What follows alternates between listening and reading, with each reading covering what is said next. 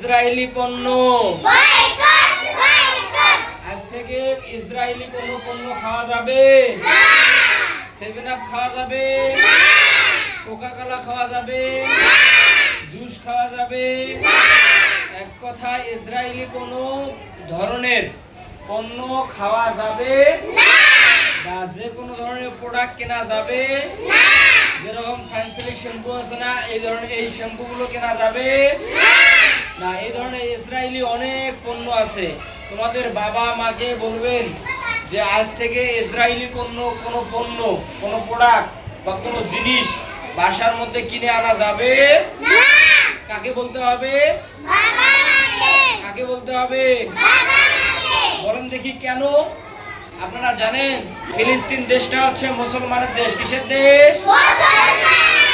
এই দেশের মধ্যে তোমাদের মতো ছোট ছোট শিশুদেরকে নির্মমভাবে হত্যা করা হচ্ছে, বড় বড় গুলি বর্ষণ করা হচ্ছে, বোমা বর্ষণ করা হচ্ছে। বোমা বর্ষণ করে করে তাদের ঘর বাড়ি, বড় বড় বিল্ডিং, দালান কোঠা সবগুলো উড়িয়ে দেওয়া হচ্ছে।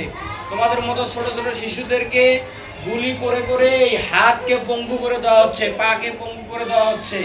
তাদের মানে শত শত লাশ এই ইসরায়েলি হায়নারা, শত্রুরা, এই কাফেররা, বেঈমানেরা, এরা তোমাদের মতো ছোট ছোট শিশুদেরকে নির্মমভাবে হত্যা করতেছে।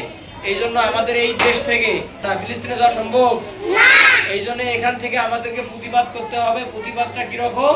তাদের যত ধরনের পণ্য আছে, যত ধরনের প্রোডাক্ট আছে, সবগুলো বয়কট করতে হবে। কি করতে হবে? এটা কথা কি মনে থাকবে? তাহলে আজকে যারা বাসায় যা, তোমাদের বাবা মা কি বলবে?